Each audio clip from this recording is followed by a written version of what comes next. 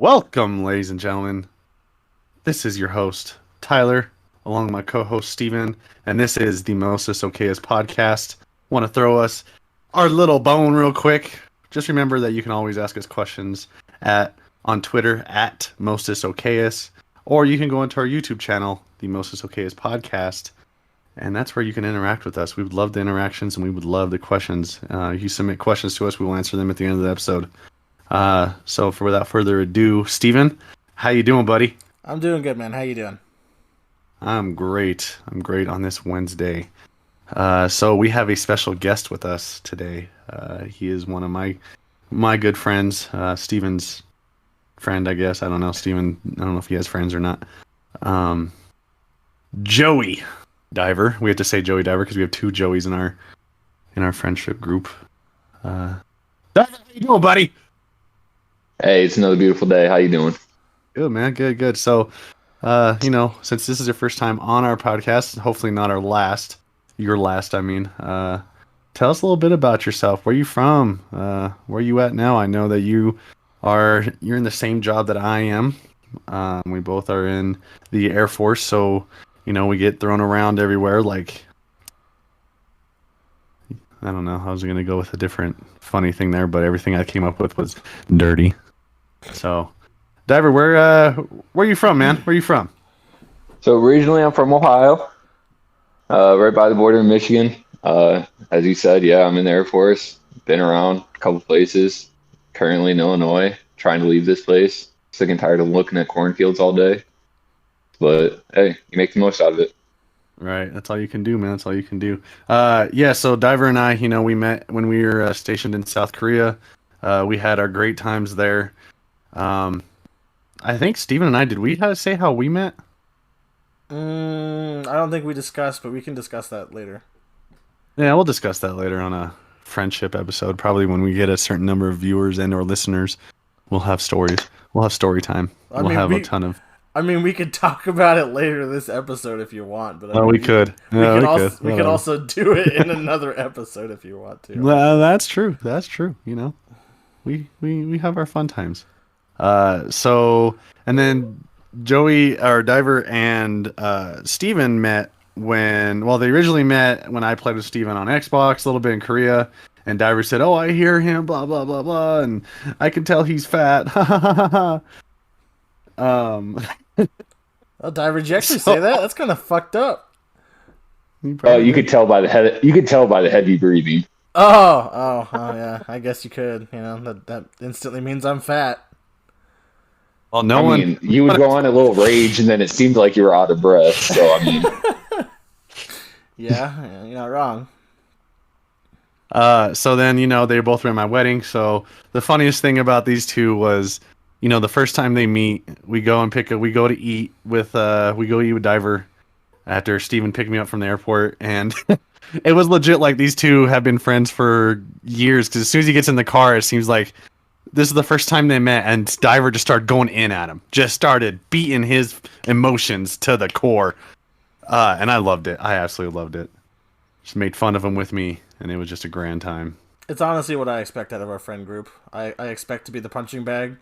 And the fact that Diver just kind of hopped on it right away, that meant he was part of our group. Just more than in voice, more like in soul. It was like, oh yeah, you're ragging on the fat guy. Yeah, you're definitely part of the group. Yeah, it works. it was meant to be, guys. It was meant to be. All right. So to move on, we did our introductions a little bit. So we're gonna introduce, the newest player of the Brooklyn Nets. This breaking news, not breaking news, because it's been out for what do you say, Diver? A couple hours now. Yeah, probably about like 5 hours or so. 5 hours, Jesus Christ! I don't think it came out at noon for me. It came out around then.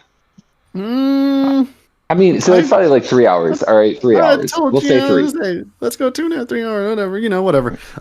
Hey, whatever works. Yeah. So James Harden now is a Brooklyn Net, with a huge trade package that included the Cavaliers, the Pacers, and of course the Rockets and the Nets. To go over the full current trade, the Rockets received Victor Oladipo which I think he's been wanting a trade, hasn't he? But he's been still balling out, unlike James Harden. Well, so James Harden's still been balling out because, I mean, if you look at the assist totals, James Harden's like second in the league or something like that. Behind the greatest center, Jokic. But I mean, that could be saying you could ball out. I mean, yeah, he's put up some points, but I mean, I don't know. Oladipo's, he said he wanted out, but at least he's got he did his thing and did as much as he could for Indiana. And if he was going to stay, he understood that if I stay, I stay. If I don't, great. He's going to put in his full 100%. So the big names: Victor Oladipo to the Rockets with 3 Brooklyn first rounders, 1 Milwaukee first, 4 Brooklyn first round swaps. So at the end of the day, they could end up with, in total, all the way to 2027. What is that? 8 picks altogether. That's 8 first round picks. That's insane. Yeah, they as long as they definitely right. They definitely set their future up. But that's really what it's going to come down to. Because if you truly look at like the Rockets' history of like their draft picks, I don't think they drafted right. They go more veteran than anything. Yeah, but I mean, granted, around the team they've had, it's kind of like they've always been a championship contending team. They've always needed just more of a veteran presence than anything. Well, I think they had the veteran presence. I just think now, I think it was more the single ball play. James Harden, give me the ball, isolation works only so much until the playoffs. And the playoffs, you get better teams. You get teams that they figure you out after 2 games basically. And yeah, sure, they let Harden score 40 to 50 points, but none of the other people are scoring, so it's easy wins. So I think, bringing Oladipo, who is, he scores 18, 20 points a game. He's probably around like the 20, 25, I think. You're getting a good team player in there. So I think now with John Wall, Victor, and Boogie, Christian Wood, all those guys, I think that's going to be a solid team. John Wall's been playing really well. Surprisingly, which I don't think it's surprising. I think it's just since he's been hurt for the past couple years. It's nice to see him. It's definitely good to see him. Yeah, it's definitely good to see him bounce back. That's been the biggest thing. I mean, John Wall's getting up there in age. He's like 31. Him and DeMarcus Cousins, they're both kind of getting up there in age, but they've both been doing the thing for the most part. See, and when people say they're getting up in age in basketball, I don't take that I take that lightly because, nowadays with how people take care of their bodies. I mean, yeah, LeBron's a different specimen, but people now can play all the way up till 40 and still be okay. I think over 35 is when you can say, oh, he's getting old in basketball. I mean, basketball's different. I mean, you still have Russell, and Russell, I think, just hit 30, 31. John Wall's still fast. So, I mean. Yeah, and it definitely matters, but it also matters on like their play style and stuff too. Right, it changes a bit.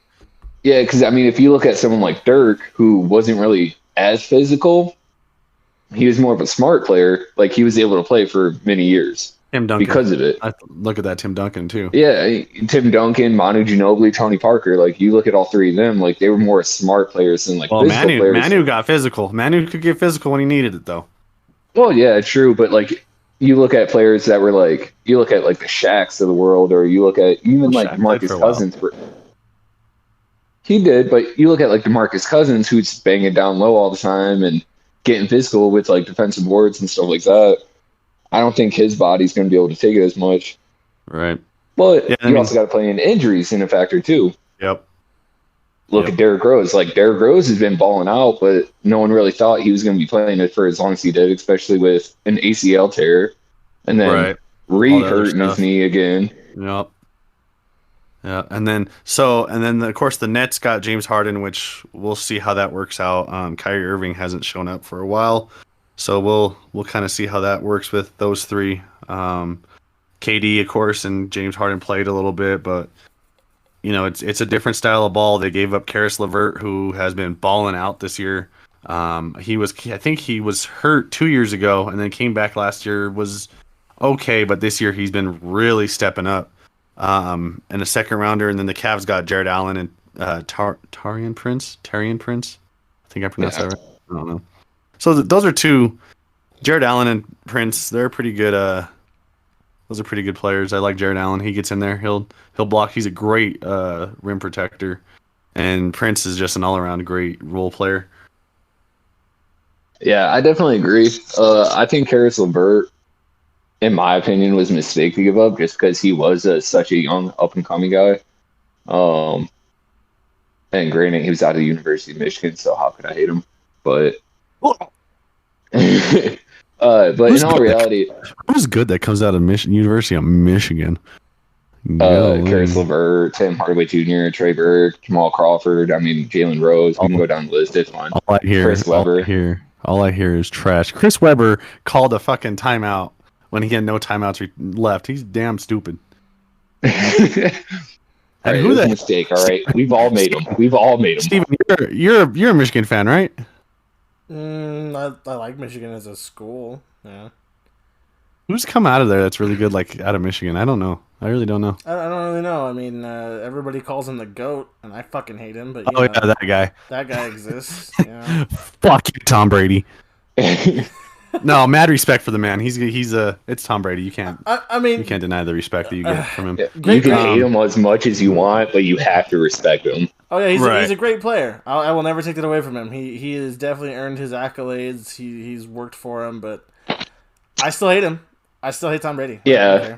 Hold on. I got something real quick. Steven, what was the thing? I know we're still talking about NBA, but what was the thing that you said at the beginning of the year about Tom Brady and the Buccaneers? Just remind me real quick. Because I remember I was going to hold you to it. Oh, about how they were going to go 3-13, and he was going to leave. Yeah, and yeah. Where are they at right now? They're 11-5. Okay, we'll talk about that here shortly. We will. We definitely will talk about it if you want to bring it up. Oh yeah. So we're going to go back to the NBA real quick. So the NBA, I think there's a little bit of COVID protocols. They're talking about doing a 7 to 14 day shutdown, which I personally believe. After what happened last year of 2 or 3 months not having sports at all, I think it's okay if it means that we're going to be, the players are going to be safe. They could be around their families. I have no issues with that. What about you guys? What do you guys think? I completely agree. I think they should have stuck. I think they should have stuck with something along the lines of like a bubble. You know, obviously expand it since it's the whole NBA now. But I mean, the bubble worked. There was proven facts behind it, and you had players coming out. No one really tested positive during that time or anything like that. So I mean, I thought they should have stuck with it and maybe just expanded it out to like a couple different areas, so that way you can kind of travel between the bubbles. But essentially, I think that's what they should have stuck with. But that's my personal opinion. I kind of agree on that, but then I don't at the same time, just because it is like you said, the whole NBA, but you're getting to the point now of what about their families? Like, these people are grown men. They should be able to do and, take care of themselves. But it is also their job, to make sure that they're following the protocols correctly and doing this and that. So, right. I don't know. I did like the bubble they did last year. Now that was for the playoffs, so that's why it's such a big deal. I don't know how long players could do it for a whole season, because I know some players were getting depressed, and it was getting, it was getting hard for a lot of people, for a lot of players, and of course coaches and family and all this and that. So, but I think if they do the 7-14 shutdown, where they tell everybody just stay home, stay in their own bubble, basically, and then they come back, get tested, all this and that, and they go play again, I think that's okay. I mean, it's not like COVID's going to go away, so I do like how the NBA is handling it. I think all sports really right now. I know the NHL starts tonight, but I think the NBA is probably ahead of the game with, what they're doing for COVID. I think they're personally doing great. I have no issues with what they're doing. But so correct me if I'm wrong though, because even in the bubble, they were bringing in families into the bubble for certain teams that made it past a certain point. Because they did, but they got to the point where they were still having to come in, quarantine, test, and then make sure they're still okay. Because of course they were going into that bubble. So, no, they were, but again, I mean, are you, like Damian Lillard said, you're not going to stop? I think Damian Lillard and George Hill came out and said, we're grown men, like, you're not going to stop us from seeing our families and this and that, just because, we're getting paid millions, but that's my family. I'm not going to not go out to eat or not do anything. Like, I'm not going to do that, no. And I get it, and it makes sense, but like that's the reason why I was saying like put it in different areas. Like you could put one in LA where it hosts 2 teams, where there's already 2 teams there. You got however many teams in California alone, so it's not like it would be that far away. But like you start putting it in centralized locations to where people could actually go and stuff like that. I think it would work out, but I don't know. The NBA is definitely on top of its game with COVID protocols and everything like that. I'm curious to see how the NHL does it. I don't think the NFL has been doing that bad. I have questioned some of the games the NFL has done when some of the teams have gotten tested positive and stuff, and then leaving them off to dry essentially.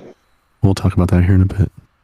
But I mean, even look at like mixed martial arts, like UFC and stuff like that. I think UFC's been doing a really good job with it, putting them out, basically getting them away from everything out there, having them come out 3 weeks early or so, and then testing them, doing the weigh-ins, testing them again, doing weigh-ins, stuff You like two that. keep talking. Keep talking. I'll be right back. Hey, go let my dog out. Making sure that they're squared away. So I think UFC is doing a pretty good job with it. But I don't know. NBA goes with the shutdown. I think the NBA would do really well with it. But we'll see. I mean, you're still going to have those players that go out and do whatever they want to do because they're going to look at it as they're grown-ass men and they're going to do what they want to do at the end of the day. We'll see. I kind of agree. I feel like the bubble was good. I don't feel like they necessarily need it for the regular season. But I also take a look at like George Hill's comments, and I feel like if you're going to sit there and say that you're a grown man and you should be able to do what you want, then with your with you wanting to do what you want, I feel like there should be more of a level of personal responsibility then. Like, if you're going to go out and you're going to go against their, suggestions, and go to clubs and stuff and you can do that, I feel like if you get sick, you should have to sit out for a month, to where you're not going to be infectious to people. And you shouldn't get paid for that month. You made an adult decision. Well, you made an adult decision where you didn't want to follow the guidelines, and you got sick. Other people shouldn't have to suffer, and the league shouldn't have to stop because you want to go back to practicing with your teammates and you want to go back to playing games.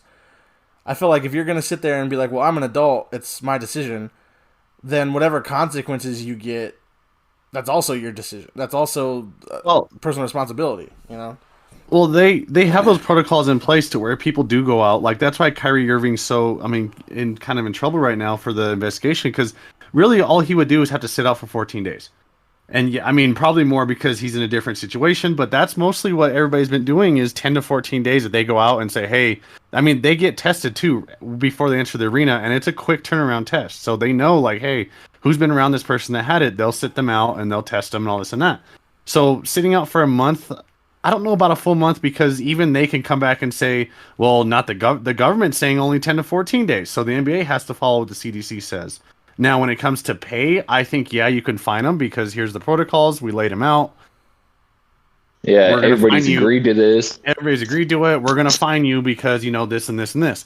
But I think sitting out for a month or not getting paid for, a month or so is not... I don't think that's the right idea, because then you'd have players really saying, well, why do we get in trouble? There's people out there that are really going and getting people sick, but they only sit out for 10 to 14 days in real life. Like, so I think it depends. I think it's a case by case scenario, right? Yeah. So like if you got someone who's like Steph Curry, or Damian Lillard, who's got kids, right? Who's got a kid and family, even like Jason Tatum, and be like, hey, I went out to a restaurant, got some food in my family, took them out, tried to make it feel normal, but someone there tested positive, whatever. All right, cool. Sit out. You're good. But then if you get people like, I know like Lou Williams in the past got caught at a strip club before without a mask. I know there's players. That was before the bubble, or that was during the bubble. Right. That's what I'm saying though. Like you got players like that, then I'd be like, hey, yo, you're sitting out for a month, here's a fine, or sitting out for so long, here's a fine. I would probably sit them out longer than the 2 weeks, but that's my opinion. Well, see, that's exactly what I'm saying. I'm not saying like, say, Steph's daughter has like a classmate who has COVID and they have to quarantine for 2 weeks. That's not Steph's fault. But if Steph's going out to like public events and he's going to like, I don't even know if like, what is Disneyland still open? Like if he goes to Disneyland as like a day out for fun and then he gets sick, that's his own fault. He should be fine there. He should have to sit out. And I mean, I know you're trying to make life normal, but I mean, you also have a job to do, and if you're going to put yourself at risk and you can't perform the duties of your job because of a selfish reason, you should be forced to sit out and pay that fine. I mean, that's just the way that I think about it. I can see that. We can, and that I mean, I don't know. It's just, I think Diver said too, it's a case by case, and I mean, you see some of these players that they're just like, hey, say someone does get sick at this event that Curry or whoever goes to, and they test negative. I mean, what are you gonna do? You can't be like, hey, you still got in trouble. Well, I tested negative. Someone just got it. I'm tested negative because I socially distanced. I still did all this and this. Now, if they come out and prove that you had no mask on or you were touching people like this and this, then yeah, maybe you can come back and say you got in trouble and you did go against their protocols, this and that. But I mean, if I was in the NBA and I had a public event where I properly social distance everybody, I made sure people were in their masks at certain times when they got up or whatever, or this and that, and then someone from that event got sick. I mean, I did everything I could. The health department came in and checked it. I mean, and I tested negative. My family tested negative. One person got it. And I mean, you can sit there and say, oh, well, this is irresponsible. Well, no, technically I did exactly what it was. So I think, like Diver said, it's a case by case. And I think, Steven, you said it too, is the case by case scenario of, it really depends on what you're doing. Like you said, if you're out on a strip club or going to a club, well, that's on you. That's all on you. Yeah. And you deserve you deserve the punishment. Especially with these guys, I mean, they're old enough to know you have actions. Some actions require consequences on it and stuff like that. Like, it's not like you're just because you're in your mid-20s or 30s or whatever, and you're a ball player doesn't mean you get to walk away with everything. Like, these guys are still grown adults and they know better. Right, and they have the responsibility of keeping their teammates and their coaches and all this other stuff safe. So yeah, no, I agree. And then moving on, this is it's probably the same thing, but the NFL I think has gotten a little bit better at the beginning. Of course, I think everybody knew this was going to happen, especially the NBA too. I think everybody knew that coming back, people were going to get tested positive. People know, but now the NFL is showing that nobody has tested positive on playoff teams, which is, fantastic. Which means, the playoffs are going to keep going. Now, going to the NFL, do you guys think that, say, it's the Super Bowl and say the matchup is Kansas City versus Green Bay and Patrick Mahomes tests positive? What do you think the NFL does? I think the NFL will suspend it just because of the fact of they want the money. It's the Super Bowl. It's the biggest game of the year. If you don't have a star player like Patrick Mahomes, like if you do say it's Kansas City and Green Bay, if you don't have a star player like Patrick Mahomes or Aaron Rodgers, Travis Kelce, Tyreek Hill, Vontae Adams in it, I definitely think they'll suspend it and at least push it back just because of the fact of, at the end of the day, the NFL's a business. They're going to think about their business. Business comes first.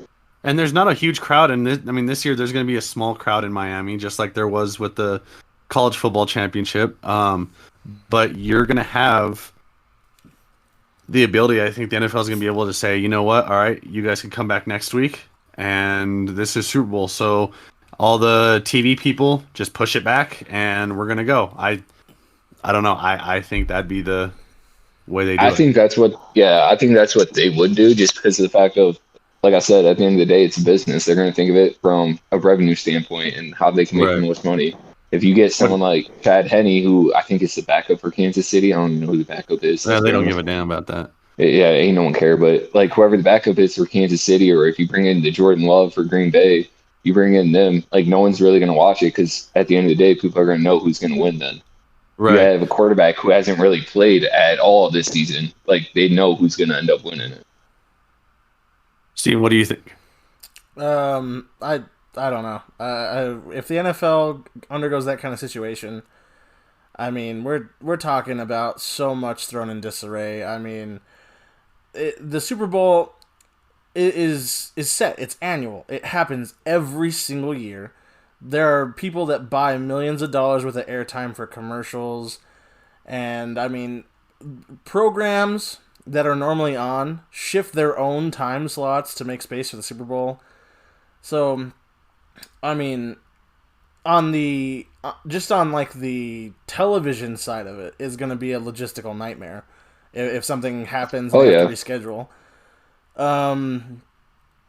Not to mention, you know, not to mention like you guys were talking about, like, I mean, if it's somebody like Mahomes who tests positive, you're not going to have people in KC accepting that they're going to have to play with a backup quarterback. They're going to sit there and I mean, they still might have a good chance with their team to play with their backup and win. But I mean, if they lose, they're gonna the Kansas City fans are gonna it's gonna have to have an asterisk by it. They didn't win fairly. It's like, I you know, in all honesty, it's definitely hard. Yeah, for sure. I mean, in all honesty, they'll have to postpone, and it'll have to be played at a different date. But I mean, I feel like there would have to be some serious repercussions on either the team or the individuals who are sick, and they have to postpone it because of those people. Because, like I said, you're going to throw everything into disarray if you have to postpone the Super Bowl. Because, I mean, there are companies, there are local companies that have Super Bowl sales and all this stuff. And, I mean, you know, if the Super Bowl has to be postponed by a week, we're talking, you know, there's just so much. There's just so much that can go wrong if you have to postpone a Super Bowl. It would definitely be chaotic on either end, right? Like, so the NFL would definitely get backlash for it, 100%. They would get the backlash from the, you know, like like you were saying, Steven, like with the TV companies and the TV shows and movies, whatever. And then at the same time, probably from businesses, like local businesses and everything like that all across the world because of them doing the Super Bowl sales, or restaurants doing, you know, the big Super Bowl night or whatever, you know, be like, hey, the first 20 people or whatever here, they'll get a certain sale. They'll come in, get the food, beer, whatever. Like, either way, there's going to be backlash towards it. But when the Super Bowl would actually happen, like, there would be, like, the revenues, like, always go through the roof. Oh, yeah. Yeah. Oh, yeah. I agree. Yeah, talking about... Go ahead, Steven, I was sorry. gonna say, postponing the Super Bowl, I mean, it's just... It would cause so much chaos. I mean... Yeah. You literally have to weigh everything on it, because, I mean, it brings in money for beer companies. It brings in money for snack companies, because people are stocking up on stuff for Super Bowl Sunday. You're not going to not have snacks during a Super Bowl. You're not going to not have beer. You're not going to have soda. You know, you're going to have... it's just it's a nightmare if you have to not cancel, but if you have to reschedule the Super Bowl, I mean, you're talking about turmoil for these broadcast stations. You're talking about turmoil for... I mean, it's not turmoil, you know, it's not the end of the world, but I mean, you're talking about an economic impact. You're talking about all kinds of shit. Oh my God, talking about the end of the world, Steven, you just made the fucking perfect transition. I mean, the absolute perfect. So, Diver, I have a question for you now, personally. Not a personal question, but Steven, I think you agree on this. So now that the Browns have, you know, made it to the playoffs, which means, you know, hell freezes over, the Browns won a playoff game. My question to you is, 1994. Just saying. Well, my question to you is, when do you think the world will end this year? Jeez, when will the world end this year? Yes, since the Browns actually won a playoff game. So I think the world will end if the Browns truly upset the Kansas City Chiefs this weekend. I can agree with that. Granted, do I think it will happen? No. Congress getting invaded was fun. The Browns going to make this shit look like a playpen. But, like, in all reality, like, don't get me wrong. I mean, I think the Browns are obviously a 100% different team than they were the last 20 years or so, right? The last 18 years since the last time they made the playoffs. Different team? Yeah, they haven't made the playoffs since. I think they're a totally different team. They haven't made the playoffs since 2002. They haven't won a playoff game since 1994. I spent all Sunday night celebrating. I thought about calling in sick on Monday because of the fact that I was just so tired. And he celebrated? Jerked off. The Browns won. We don't have to go into details here, all right? We just got to know what it is, all right? But either way, like, I mean, if you look at it on paper, the Browns shouldn't beat the Chiefs. by any means. So honestly, I'm gonna say the Chiefs. I personally think, and this is probably if people listen this far, who the hell knows? I just like to have fun. I think the Chiefs have the biggest chance of getting upset because the Chiefs cannot stop the run.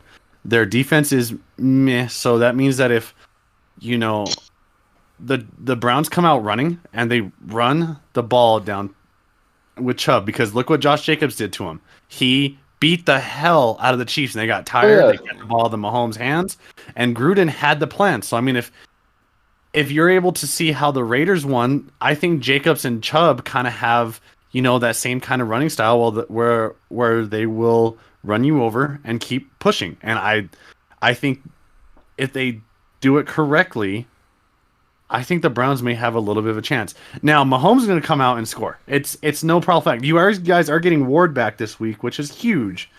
100%. And I agree with you. But so I think we will, because I mean, even if you look at it last week against the Steelers, like we had 200 and some rushing yards against them, and we are very reliant on the run, especially with Chubb and Hunt. Like that's in my opinion, the best duo running back core that there is in the NFL. I agree.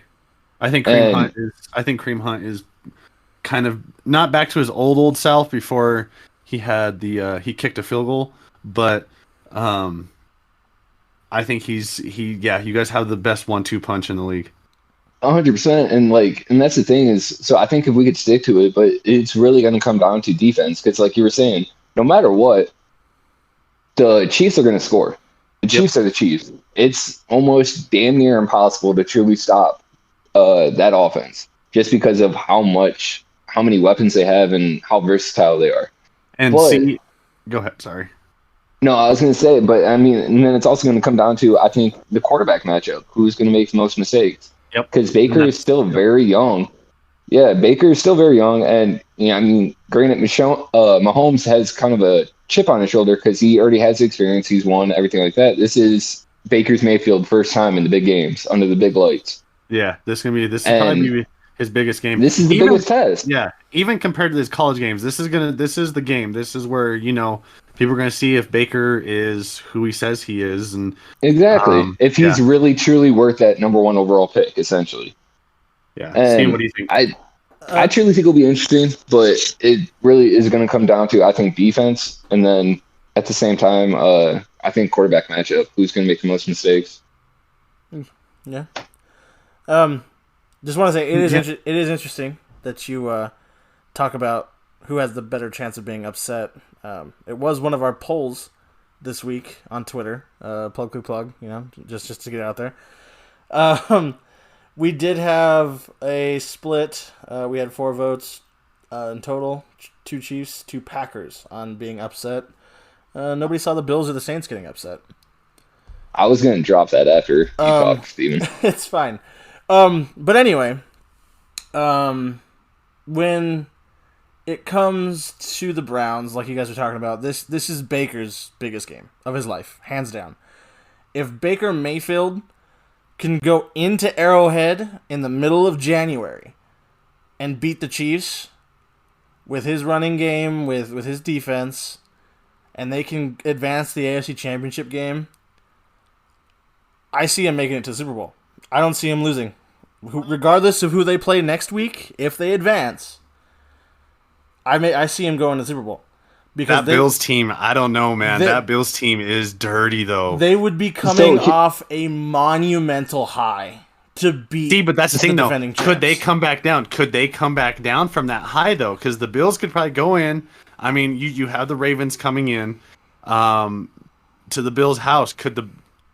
This is Josh Allen's kind of first, he won his first playoff game, all this and that. But I think McDermott and all those other guys, I don't know. I don't see the only team I see staying with the Bills are the Chiefs. I don't know if the Browns have enough to stick with or even push the Browns back, the Bills back, because the Bills' defense is strong. Their offense, Allen is playing at an MVP level right now.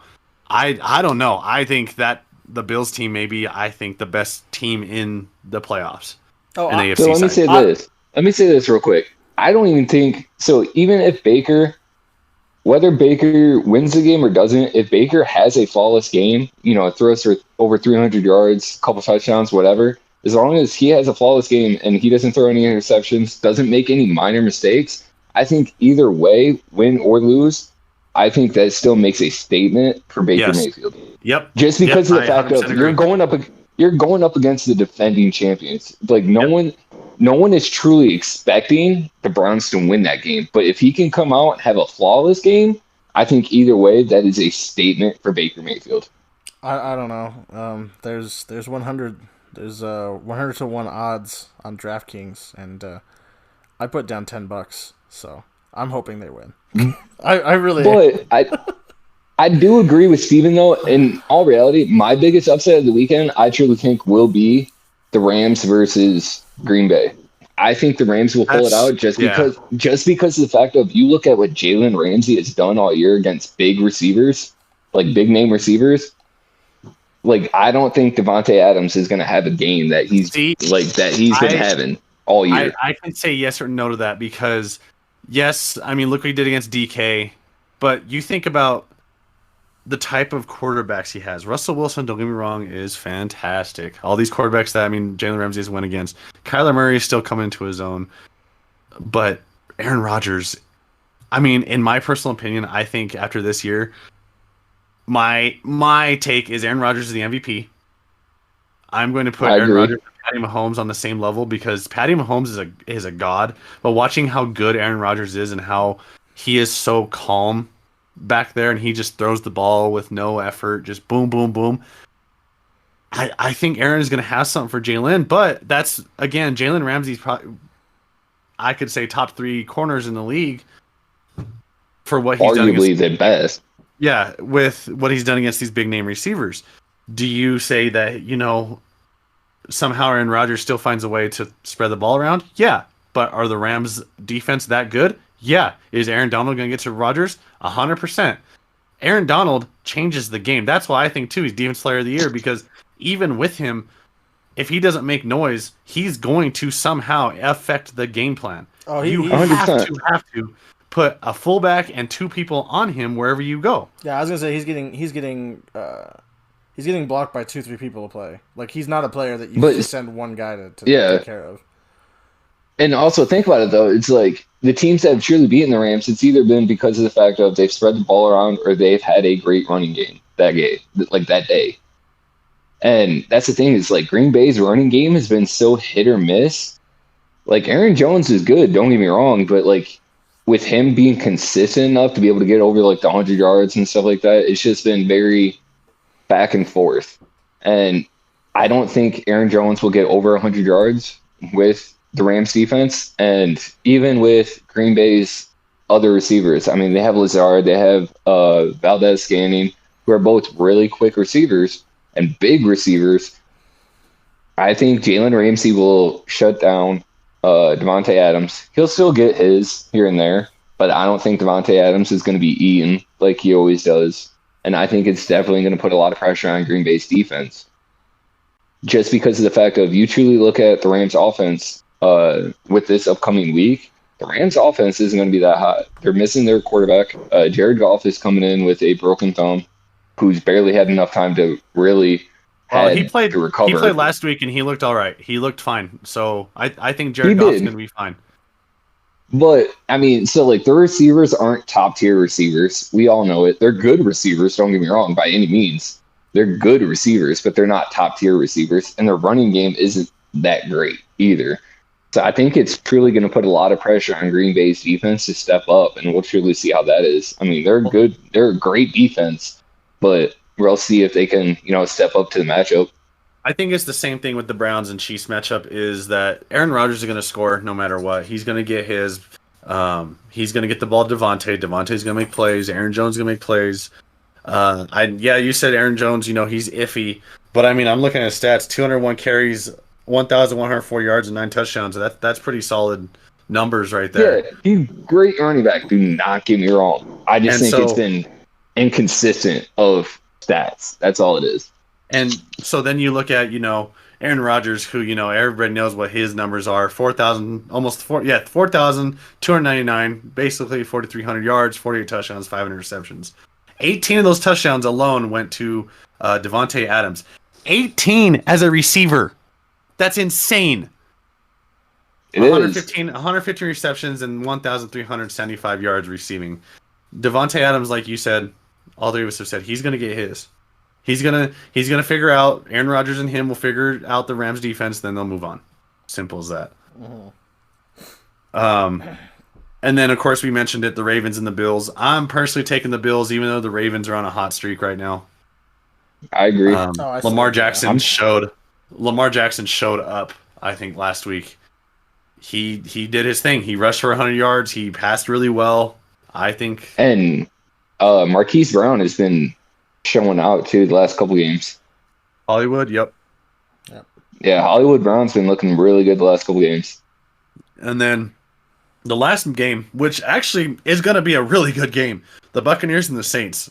That could go either way. I feel like it could. So it could. The Saints have beat them twice already.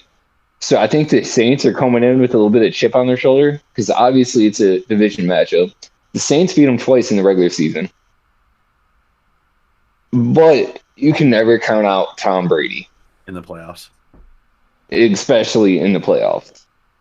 Yeah, I think last week really pissed him off. I think last week really pissed him off where he didn't have one of his better. I mean, he actually had a really good game, but I think the team as a whole didn't do as well as he wanted.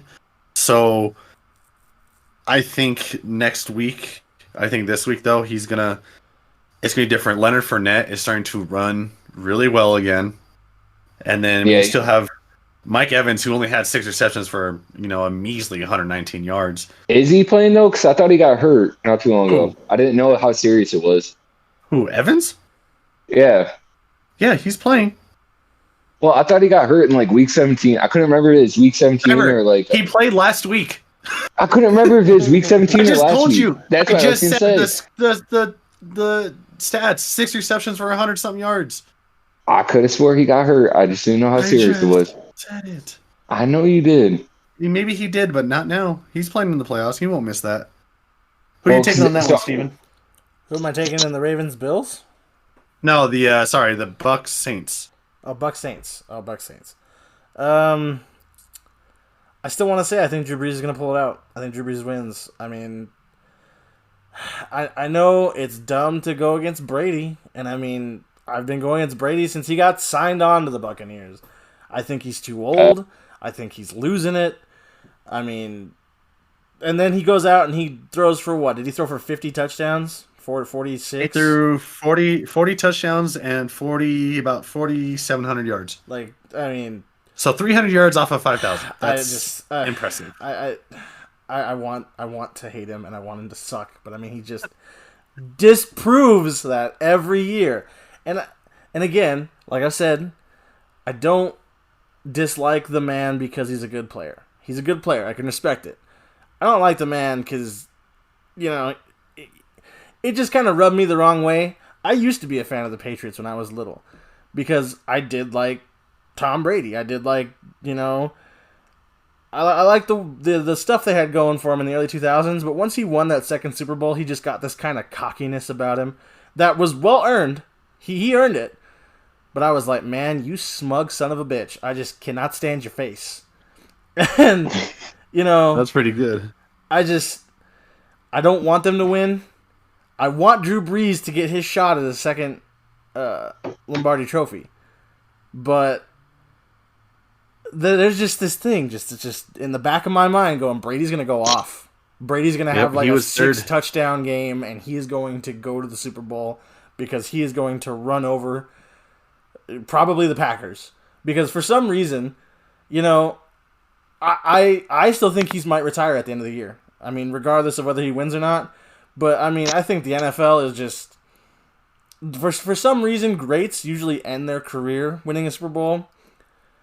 And I could see a situation where Tom goes in, just destroys the Saints defense, goes to the championship game, and he just looks Aaron Rodgers in the eye and goes, "You think you're going to beat me? Really?" don't even show up. Just let your backup play. Who's their backup? That kid. Let him play. Jordan Love. Yeah, let Jordan Love play. So, and he's gonna go to a Super Bowl, and he's gonna win. He's gonna have what would this be, 7? Or just 8 now? I don't fucking 7. know anymore. 7. But I mean, I don't know. I don't want him to win, but I see by some miracle Brady's gonna go in, and he's just gonna play the game of his life. And then after the game's over, they're gonna hand him his walker, and he's gonna go back onto the bus. You know, I don't. Here and piss you off even more. He's gonna piss me off. Like that's just the Brady thing to do, man. yeah. I want to see Drew Brees come out, and I want to see Drew Brees put up 35, but I don't even think that's realistic. I don't think I'm seeing 28-21 bucks. I mean that's what I'm seeing. 24-21 bucks. Maybe. So, let me say this real quick. One, Mike Evans did hyperextend his knee in week 17. That's where I was getting it from. That's the reason why I thought he was still hurt. All right, well, you're late. Well, how can you say he's still hurt when I just read you the fucking stats? And I get it. 6 receptions for 119. Does it seem like he's hurt? That's where I was thinking I was getting it from. But he even said in an article that came out a couple hours ago that he's hoping to get to 100% against the Saints, but even still, I mean, it's Mike Evans. He's going to get his yards. 6 receptions, 119 yards. I think that's pretty good. As of right now, ESPN has it 53% chance that the Saints will win the week. But, I mean, I think the Saints could have a very good chance of pulling it off because you look at Alvin Kamara's numbers, with Drew Brees in, they've been going up because of the fact of he can receive and actually run the ball with Drew Brees in. When it was Hill in as quarterback, his numbers declined hard. Yeah. So I think having that dual threat of Kamara and Drew Brees and now Mike Thomas being back too, I definitely think the Saints could definitely have a chance to take down the Buccaneers. Sorry. What the? Yeah. Yeah. I burped. Sorry. Oh. So my 4 picks are going to be. It's really hard to say because it's going to be mostly home teams. But I think the Packers are going to take away against the Rams because I just don't think the Rams have enough firepower to stick with what Rodgers and Devontae and that offense is going to do. I'm going to go Bills on against the Ravens. I think the Bills have something for Lamar Jackson because I think you take away his outside game of running, you force him to throw the ball. I think he becomes a different quarterback. I'm going to take the Chiefs. It's hard for me to say against the Browns because I think the Browns may pull it, but realistically, I'm taking the Chiefs, and then the Saints Buccaneers. I'm going to take the Bucs on that one. I think the Buccaneers may pull it out. So I'm kind of opposite of you. So like with me, I'm going Saints. I think the Saints pull it out. They played the Buccaneers twice. They beat them twice. Granted, it's playoff Brady, so it's different. It's a different animal. But I think with the Buccaneers defense, I think the Saints will have something for them.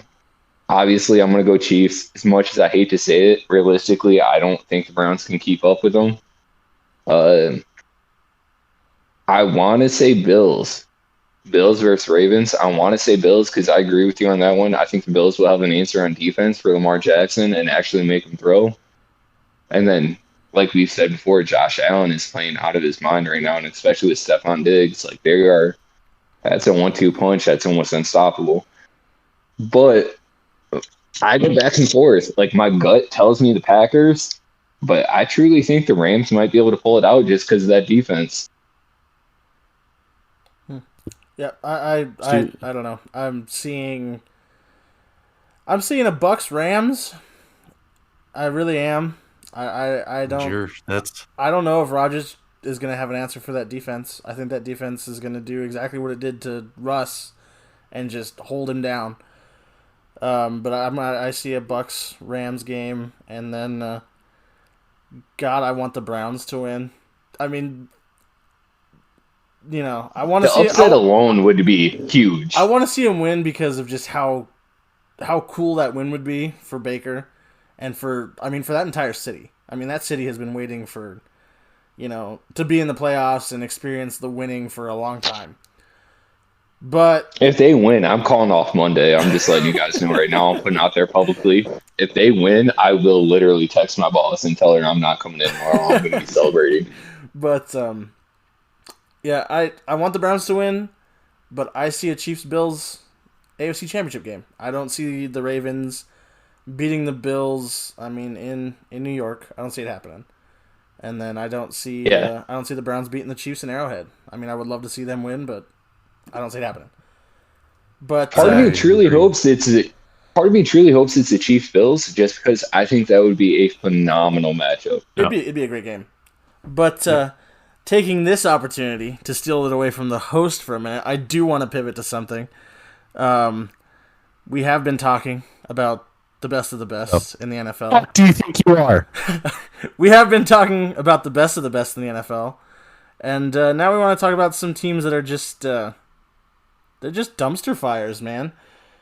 The Jets? Let's them, yes, they're part of it. Let's talk about the vacancies at head coach. Let's talk about. Well, you go first. We had the Falcons and the Texans. We had them lose their coaches during the season.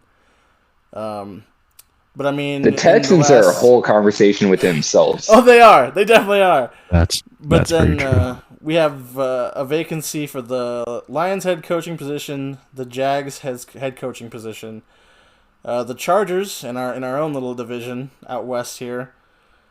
God, Adam Gase is gone from the Jets. That is long overdue. And then Doug Peterson's gone. So I mean, where do you guys see those teams going, trying to hire new coaches? Like, I mean, you can't get any worse than Adam Gase, I don't think. So I mean, the Jets have true. nowhere to go but up. But I mean, Well, so let's start with the Texans, right? yeah. Let's get that out of the way. Because that's a conversation. This is going to be a long conversation. The Texans within themselves, Deshaun Watson's talking about a trade. And he's already talked to the GM and he put in his 2 cents at who he wanted in as head coach, and they basically ignored him. So that's basically putting Deshaun Watson on the outskirts. He's basically saying that since they're not listening to him, he's going to want out. Mm-hmm. So I think either way, whoever the Texans hire as a head coach, they're going to be losing their franchise quarterback. Which sucks. I mean, that's Right. That's and a shitty thing to Deshaun Watson is a phenomenal quarterback, I truly think. And I think he could do great things, but that's the thing is, like, he's vocalized. He was like, if you guys want me as your franchise quarterback, that you guys have made it clear, that's what it is. He's offered his 2 cents of who he wanted in as, in his seat, be able to work with and everything like that. But from the articles I've read in the past is that they just basically have been blowing him off and been putting his recommendations to the side, and they've been going with who they thought would be the best fit for that team. Yeah, I mean, God, the Texans just. I feel like their entire team has just been crumbling since that Hopkins trade. I mean, it has been. Oh, 100%. It has been bad decision after bad decision what that Hopkins trade was last February. So I mean, almost a year. I mean, that is just terrible. And they got really nothing in return for him. But I mean, they've still been kind of doing their own. Because I mean, Brandon Cooks has kind of started to show out a little bit over there. And Deshaun Watson kind of built that chemistry with him. So, I mean, they've been doing pretty decent over there. But it's just, I don't know. I think a lot of it's just been on coaching. But I feel like you have to rebuild your whole team because of what Bill O'Brien did. And, I mean, it's... Did they ever replace, like, their GM, or is it still an acting GM? I couldn't tell you for sure off the top of my head. That's a good question. Because, I mean... This is why we need Garcia here. That's why we need Garcia. Because, I mean, it would be a wise decision if they haven't already selected a GM to make those positions separate moving forward. You don't want your head coach as your GM. I mean, Bill O'Brien perfectly displayed why you don't want that. Because he thought he was making all these grand decisions. And, I mean, Houston... Right. Had a chance to make the playoffs in Week 17, but I mean, they had to have, a gift from God, and they had to find the cure for cancer first, and they had to do all kinds of random shit before they even had a chance to make it to the playoffs. So I mean, because of the talent there, they didn't do too terrible.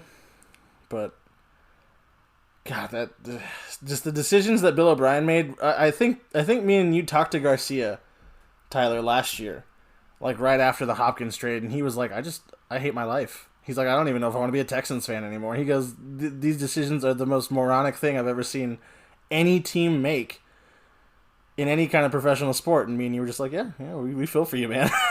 I agree. So I'm reading an article right now. It says the Texans hired, or looking at hiring, the Steelers vice president of football, Omar Khan, as their next general manager. Oh, so they don't have a GM. Okay.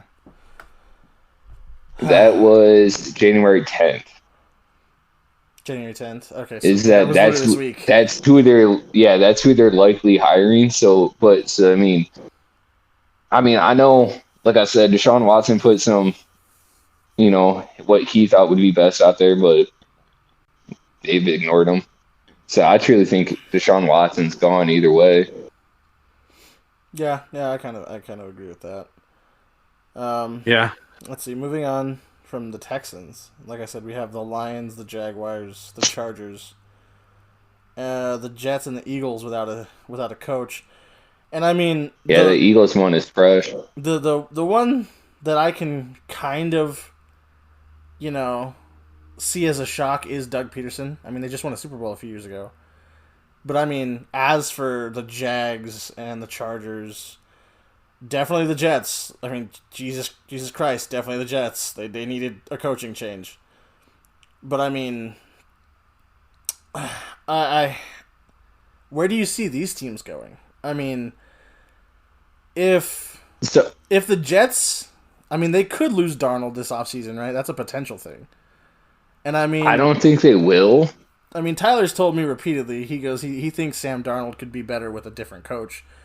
And I mean, I think anybody'd be better with, someone who's not Adam Gase. So I think the Jets and Jags, I think they could really go either way. I think with the coaching change, no matter what, they're going to progress forward, or should, essentially. The Jets, with Sam Darnold, I think Sam Darnold has definitely showed that he could be a pretty good quarterback. It's just a matter of getting the right receivers, the right play callers, stuff like that. Because, I mean, they had Robbie Anderson and stuff like that, and even Jamison Crowder, who's showed a little bit this last year that he's not a bad receiver. I think if you give him the right weapons, I think Sam Darnold could be pretty good. But I think with the Jets, I mean, if you hire the right coach and the right play caller, I think they definitely could progress very well. With the Jaguars, that defense, they've had key players on that defense and still have very good key players on that defense. And I think the Jags could definitely move forward. I think it's definitely with whatever head coach they decide to go with. I think it's definitely going to depend on what they decide to go with offensively.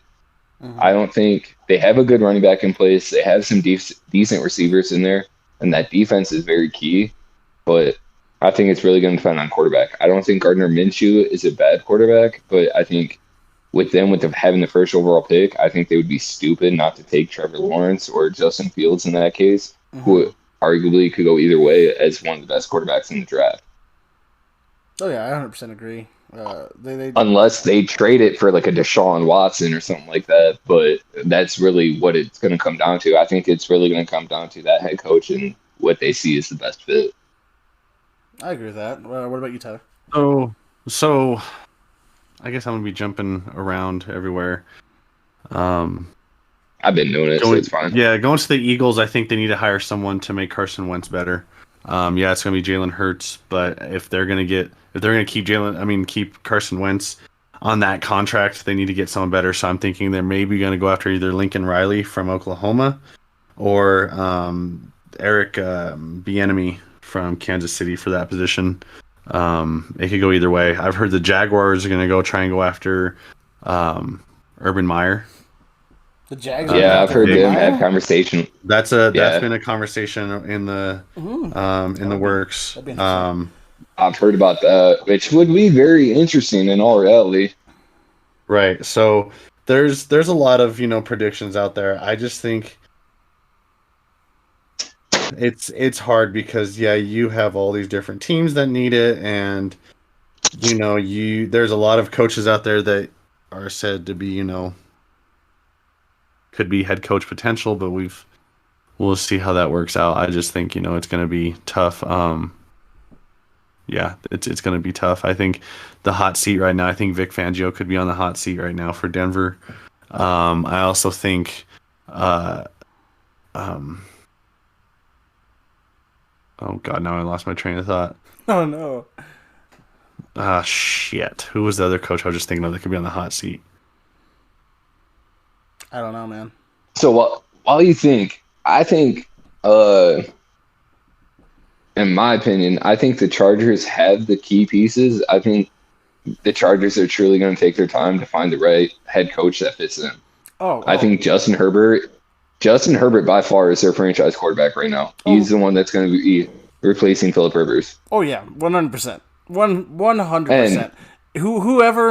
Whoever is lucky enough to get that position as the Chargers head coach, I mean, if you don't produce at least a second place finish next season, it'll be a disappointment.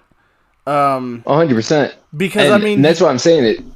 You have Keenan Allen, you have a good running back core, you have Justin Herbert, and then that defense is still great and it's still young. You have Joey Bosa, and then they drafted Kenneth Murray or something like that. I think that's right. A linebacker out of Oklahoma who's really good too. And so, I mean, I think the Chargers will probably be one of the quicker ones, but they're not going to be like the Jets or the Jaguars situation. I think they're still going to take their time to make sure that they find the right coach that truly fits them and will benefit that team as a whole. They definitely have the best chance of landing a good head coach, because that's where a head coach that's where a head coach is going to want to go.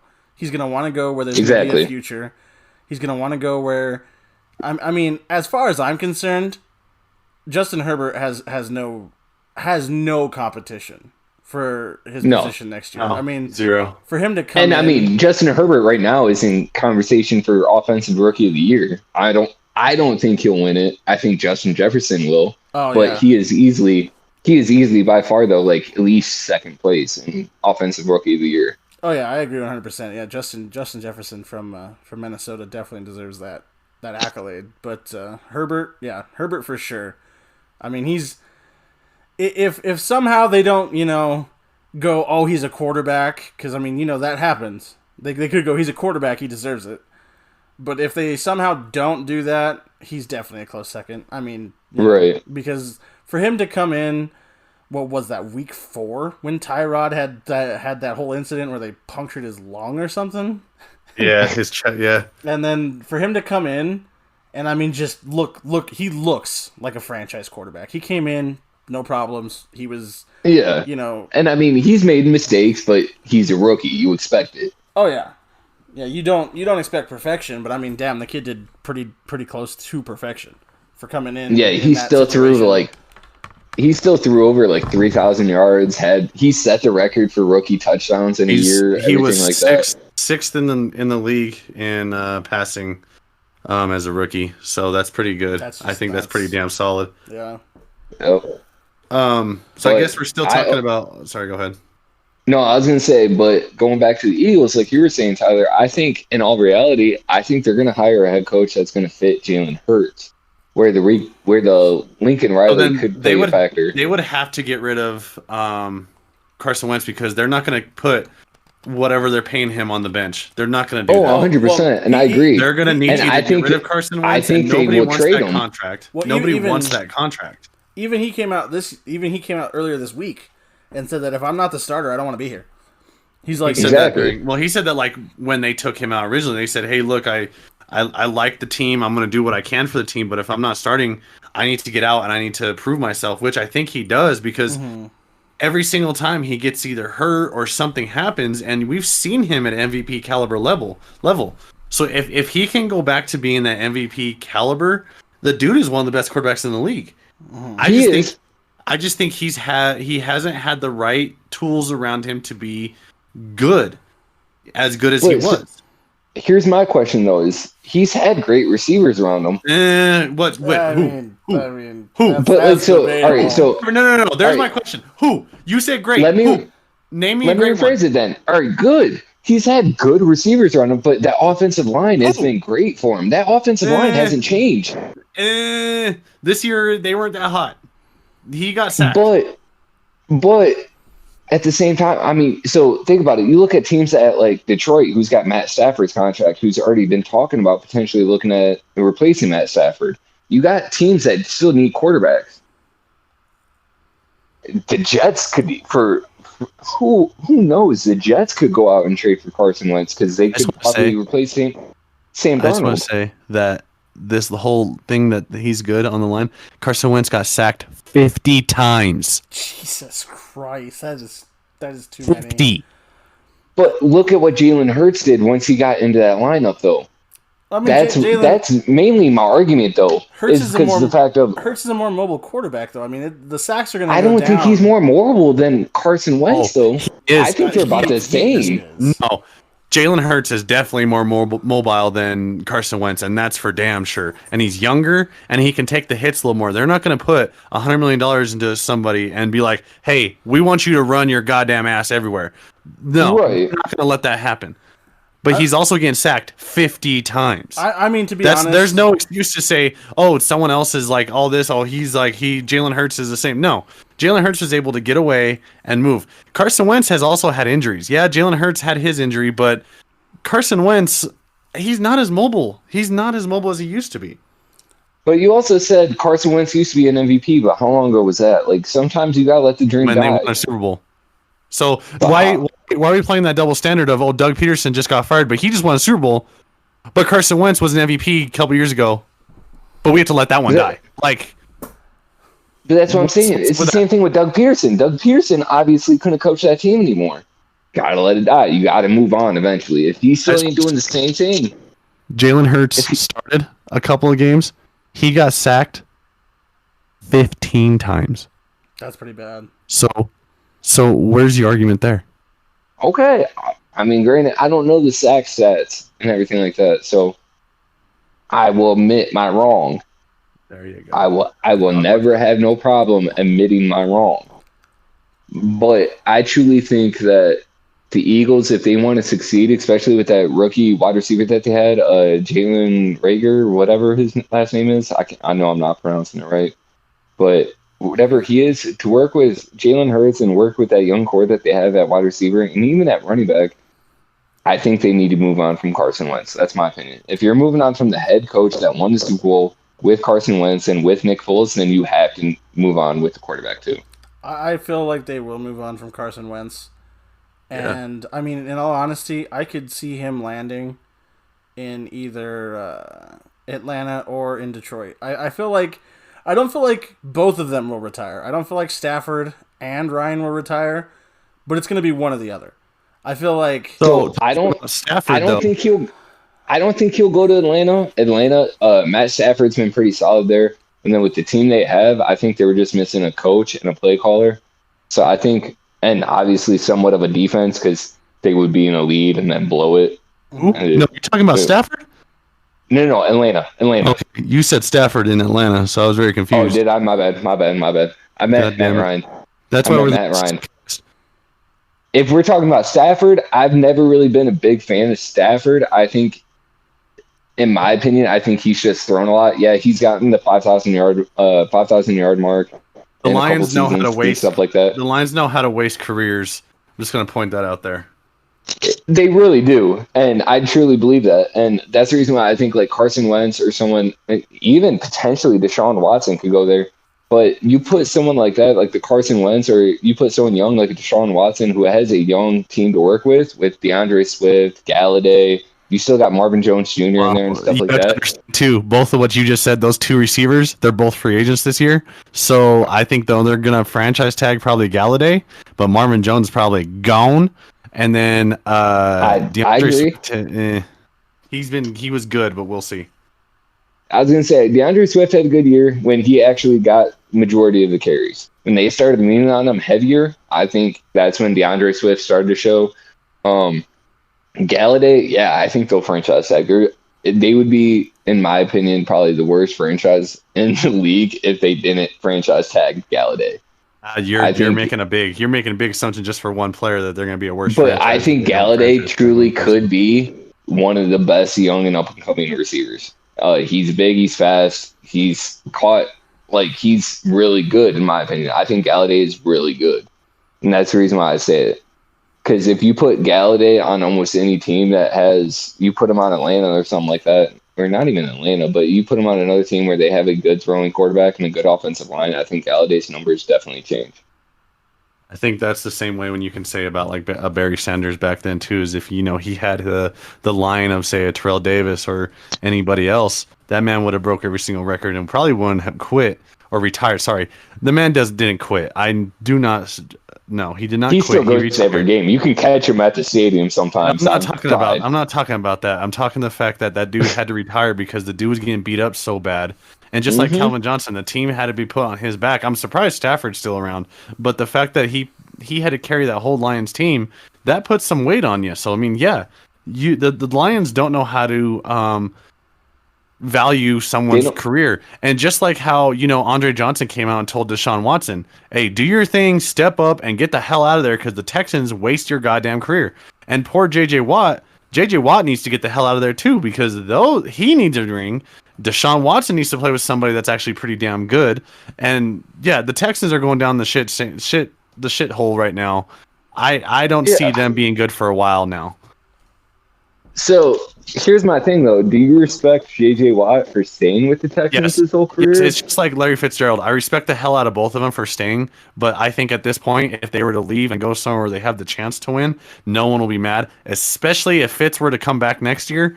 If someone takes them and he goes and says, hey, look, guys, Arizona, this has been my home, blah, blah, blah, but I need to go somewhere I can go get a ring. I think everybody's like, you know what? Do what the hell you got to do, Larry. Go get yourself a ring. Go get that. Don't even worry about getting the bag. Go do your thing. J.J. Watt, go do your thing. Go kick ass somewhere. Now, there has been rumors. I'm going to say this right now. These are rumors that J.J. Watt is looking at places that have already a good defensive line and a good defensive pass rush. So including the Steelers, the Broncos, the Chargers. Come to Denver. That would be great for him to come to Denver. I think that'd be phenomenal, but I have heard that he wants to play with his brother. That's what I was going to say. Imagine him on the Steelers, JJ on one side, TJ on the other. And actually, technically, they both play the strong side, so they'd be both on the same side. Yeah. One would just be in the linebacker position, one would be on the line. So they both play strong side, but let's be honest, you don't think one of them would adjust to the other? No, you don't adjust to the other side. You don't tell someone like that type of power and that type of person, hey, we're gonna move you to the left. No. You don't do that to someone like that. They have Hayward on one side. You're not gonna do that to TJ, and you're not gonna do that to JJ and say, hey, you guys are good, but we're not gonna have you doing. No, you want to power the one side because if you have that one side all set up, or you can put JJ Watt actually more inside play on a more inside gap. And then that way you have TJ to play the defensive end position, and you can still have JJ move in and out of the A gap, B gap. You could possibly have that route too. I think so, but I think if JJ Watt were to go to the Steelers, I think JJ would more or less, either JJ or TJ, one of them would more or less be like, hey, let me play the weak side. I think they would do it before the coaches would do it, just because of the fact of to have both of them on both sides. I think you're forgetting they have also Bud Dupree too, who's on a solid ass rusher. So I wouldn't know. I didn't see him last week when he wasn't doing anything. So because he was hurt, Diver. He's been hurt almost all year. But either way, I think one of them would move it just because of the fact of you have two defensive ends basically pushing in on either side. I think that would definitely cause chaos and would definitely work really well, especially in an already strong defense. If you were to go to the Steelers, I think that would work really, really well. Damn, could you? So let's move. Go ahead, real quick. Could you imagine a Steelers team where Big Ben retires, they sign Deshaun Watson, and then have TJ and JJ Watt? Well, they wouldn't be able to sign him because they would need someone to trade for him. Yeah, Deshaun's still under contract for like another year or so. No, he just signed his contract last year. He still has 2 more years left. Is He it 2 signed a more? pretty good Okay. sized big Who contract. do you think they Yeah, get I rid couldn't of remember. to get him? Well, Juju's a free agent. Yeah, so the Steelers are going to have to re-sign or franchise tag quite a lot of people this year. Well, you can't. They have to franchise tag one. I don't even know who they would go franchise tag, but they have quite a bit of people to sign. It would have to be someone on the defensive side because the offensive side, I don't see them being able to give up anybody really. You don't see them trading for that would- draft picks? I mean, maybe. they don't I don't have think enough. They don't have enough to do that. Yeah, and I think the Texans, even though they made the dumb trade for DeAndre Hopkins, I don't think they would make that mistake twice. So I think they would want a player in Oh, return. I think they will. They're gonna trade freaking Deshaun Watson for a bag of Cheetos and a fucking 6th-round draft pick. Send me a bag of flaming hot Cheetos and some cream cheese, and we'll call it a day. Yeah, easy peasy. You can have Deshaun for anything. That's why I personally think that Denver has the setup to go get go get Deshaun Watson. Now I know Steven and I had this conversation earlier. No. It wouldn't be bad, but I was reading into it and I misquoted. Our new GM that we hired, George Payton. I wish his name was Patton, so we can call him George General Patton. This dude,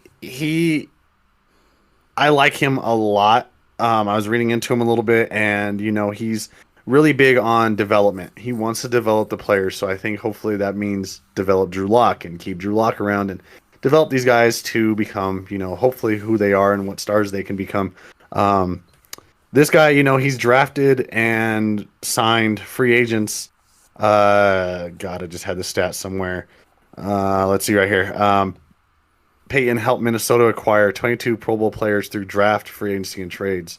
So in 2007, when Peyton made his move to Minnesota, he was named the Vikings Vice President of Player Personnel.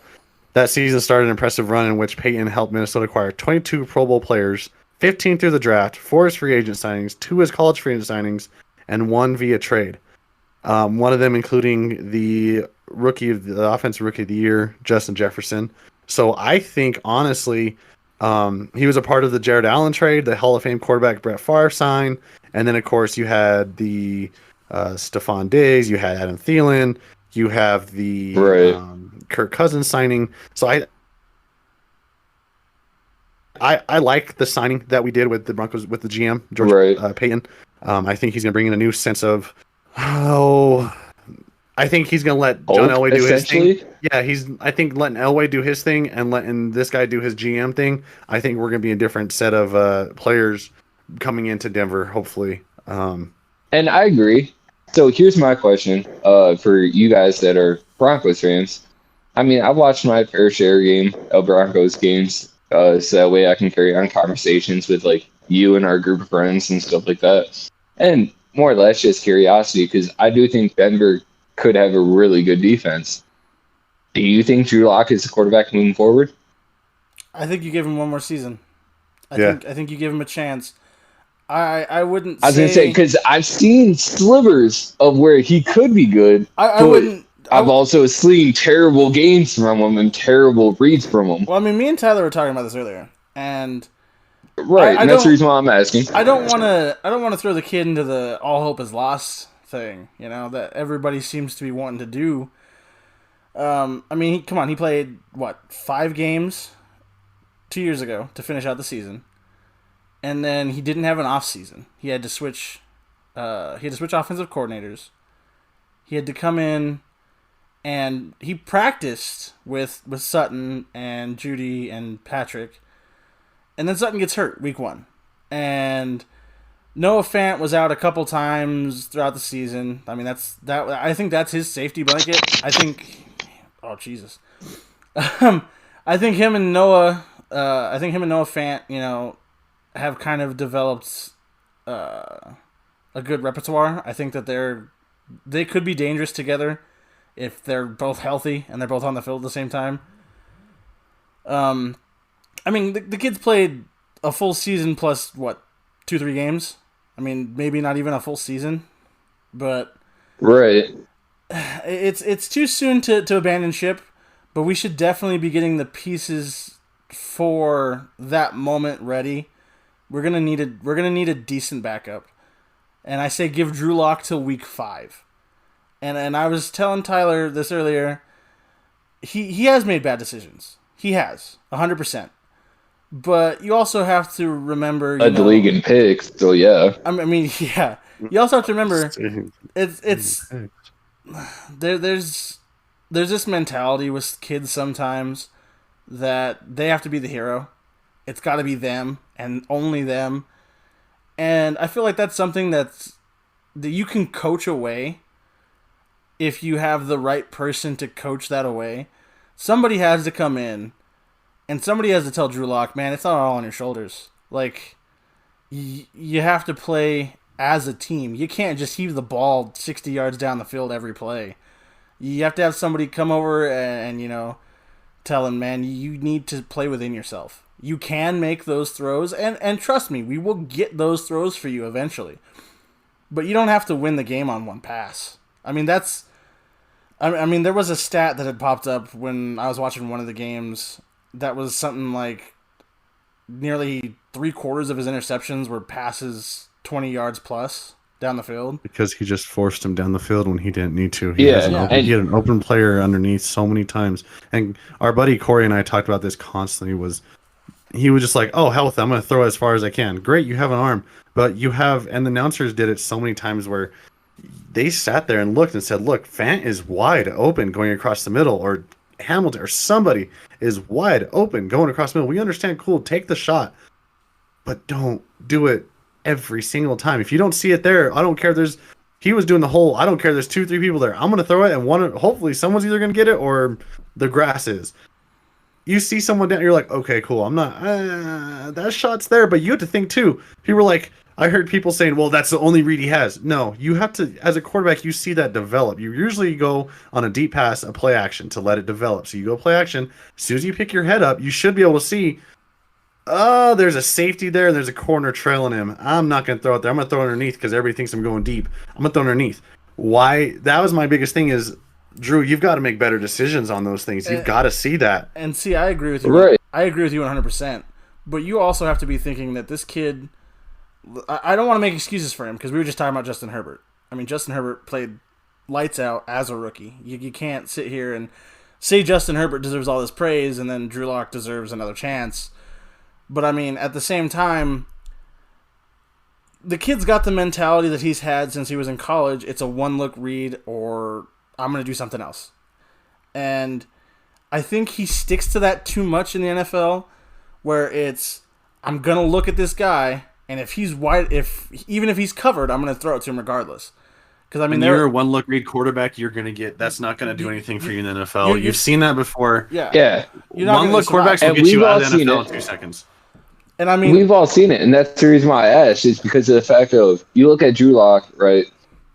Justin Herbert had like 30+ touchdowns and 10 interceptions through. Like Tyler was saying in the beginning of the podcast, like Justin Herbert was 6th in NFL in passing yards. Drew Lock didn't even hit 3,000 yards through 16 touchdowns and 15 interceptions, and was tied for the lead in interceptions with Carson Wentz before he got benched. That's the reason why I ask is because of the fact of Drew Lock didn't make decisions, and granted, part of it you can blame on coaching calls and stuff like that, and playmaking calls and stuff. And I think a better head coach definitely could benefit him. But at the same time, is he truly worth it? I mean, granted, yes, like Steven was saying, Sutton's out. And that's definitely your number one go-to receiver. Jerry Jeudy, fantastic footwork, great receiver, but has also dropped a lot of balls. And so, like, I feel like part of it can't be on Drew Lock, but at the same time, part of it could be on Drew Lock. Yeah.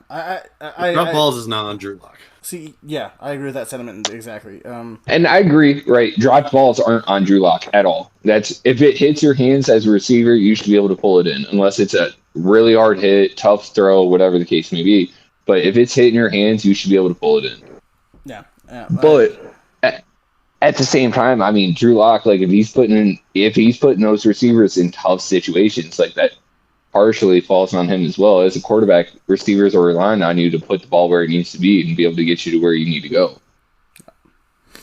Yep. I don't know. For my opinion, I know Tyler doesn't. He probably doesn't agree. He might. But I say be prepared. I mean, if you have to, you go out, you get a decent backup. I'm not saying draft a kid. I'm saying you get one of these quarterbacks who are ready to leave or who are having to leave because their team's forcing them out, and you be ready. But you give the kid the benefit of a full off season. You give him the benefit of making that bond with his receivers, and then give him till week 5. If we're 1-4, or if we're a really, really kind of shaky 2-3, then make the switch, make the decision. But I mean, Right. you can't. And I agree. You can't agree. just abandon ship on the kid. I feel like if we can make him work out, and if we can work out some of the kinks, and if we can get him to have better relationships with his receivers, that is better in the long run because they're all young. I mean, they're all our receivers, and Drew Lock are what? They're under 25, except for Sutton because Sutton's 26. Is that right? So I mean, we'd be set for a while.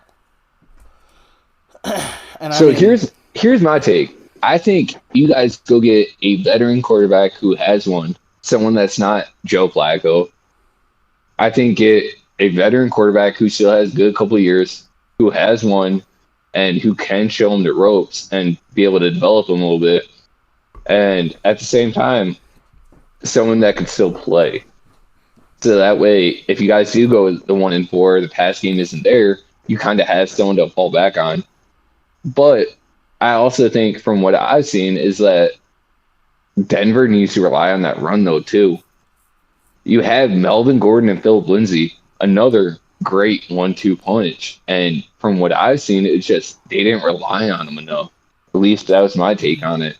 Well, see, I think we rely on them too much. For some reason, I can't ever explain why, but it always feels like Denver's mentality is run on first down. And if you get 2 yards and it's a 2nd and 8, we'll run on second down,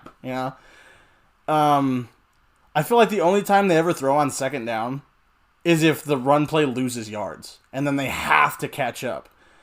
They need to get out of like this predictable play calling sequence where it's run, and then throw on 3rd and 9 or 3rd and 7 or third. You have to mix it up a little bit more, because I feel like the running game could be better if you do it if you mix it up.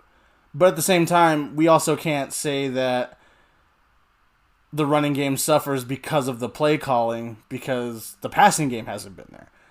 If the passing game was there and we could convert 3rd and 7s, 3rd and 8s, maybe the running game wouldn't suffer and we could still run with that model. But I feel honestly that we have to switch it up, because I mean the 1st and 2nd down runs and then trying to convert 3rd and longs doesn't work for us. I mean, we have to figure out something else. So I say this because of the fact of, I mean, look at Cleveland, right? Cleveland, they've been running the ball heavy, and then they've been running the play action a lot though too, because of the fact of everybody's scared of the run. So then it opens up our receivers more. We don't even have our top receiver in Odell. And so I think if Denver were to incorporate that somewhat, because especially Melvin Gordon's a good ball carrier, and he'll get you yards, and same thing with Philip Lindsay. Philip Lindsay's fast as shit. I think if you get both of those guys going and get them good carries, and then you can open up the play action more, which will then open up the pass game more. And I think that's part of the reason why Denver does run on first down so much, and potentially second down. But that's the reason why I threw the question out there, is because of the fact of just curiosity, is if maybe they were to do that, maybe that would open it up more and give Drew Lock a better chance to actually throw the ball better and see the open field and be able to work on those third and short downs and stuff like that, or even 3rd and 7 downs, and to where he could get the first down and stuff like that. Because then if you have a consistent, good run game, you can play action it a little more and then be able to actually open it up even on 2nd down or 1st down or whatever the case may be. Yeah. Okay, I know we're having a fantastic conversation, but Jesus Christ, this is going to be almost a 3 hour not a 3 hour podcast. This thing's moving. Yeah, We've got to move on. Jesus Christ. Yeah, that was a nice. Talk about the NFL. I was just throwing it out there. Yeah, I can talk sports for days. I know we all can. Yeah, we can. I mean, that's nice to have that long conversation. But we've got to move on because I think we've probably lost a lot of people. Yeah, so we definitely let's move need to on. Shift. Do you want to? We're gonna. Do you want to segue into a sponsorship real quick because we need those now. Yeah. Boom, boom. Now back to the podcast. Now we're gonna move on from a long talk about sports. We're gonna go into something different. We're gonna talk more about the media news out there. The first one that we're gonna talk about is the WandaVision show coming out on Friday, which is the 15th of January. I am excited for that. It looks interesting. It has already some great reviews, and I don't even know. I really don't even know kind of what it's about because I think it's just going to be real. I don't think a lot of people know what it's about. Yeah, I was gonna say I'm really looking forward to it. That's what I was gonna say is that I'm excited for it, but at the same time, like there's a lot of questions to it because they've released trailers for it, but it's like no one truly knows what the main like storyline is going to be type deal. At least from what I've gathered. Mm-hmm. Well, from so it's very interesting. I'll say from what I've seen, I've been looking around for a few things. There's this YouTube channel called New Rockstars. If you don't know them, go subscribe to them. They're a cool channel. But they talked about how some people had some early screenings, and it was like a spoiler. It was a spoiler-free little video that they did. But they were saying that it's a 9-episode season. And it's kind of broken down into 3 acts. Like the first 3 episodes work as an arc, and the second 3, and then the final 3. So they showed these people with early reviews the first 3 episodes, and they were saying that it kind of plays out wonky. Like the first 3 episodes are pretty much the sitcom aspects. They're like the laugh tracks and the weird stuff and all that. And nothing really reveals itself. But you have these little snippets of this isn't right, and they start to question things just a little bit differently. And if that's the way they're going to do it, if they're going to go arc by arc by arc to the end, and it's going to be like maybe 3 separate but similar movies, kind of, I mean, I'm all for that. I'm down to watch, a few episodes at a time. And I mean, you can't really do that because it's going to be a weekly release. But I mean, I'm down to watch the episode and then go back, once they're all out, and then kind of just process them that way. But I'm looking forward to it. I mean, the first couple episodes, like I just said, they're supposed to be like the typical 1950s, 1960s, 70s, 80s sitcoms. But you're supposed to get those little snippets of something's wrong. And you're supposed to get those in like flashes, and you're supposed to get them in like some of them are supposed to be like the radio stops playing a song, and it'll play like a transmission or something, and it'll kind of snap Wanda out of it, and she'll kind of realize that something's messed up, but that there's some force that is like keeping the reality they're into this kind of sitcom reality.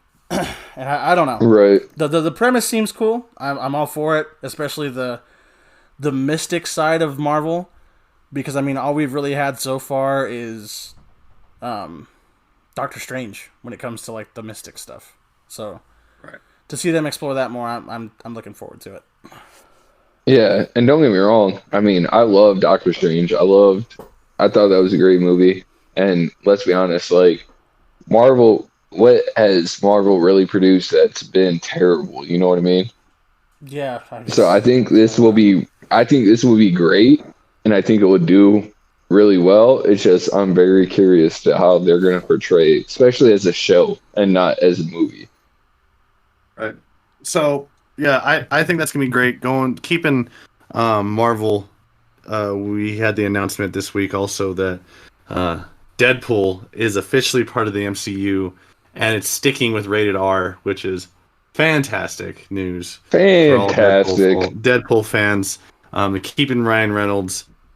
And again, this is now going into the MCU, which means that it's going to be part of a Spider-Man universe, hopefully, and maybe, just maybe, we might see, a little sneak peek of him in Spider-Man 3. Who knows?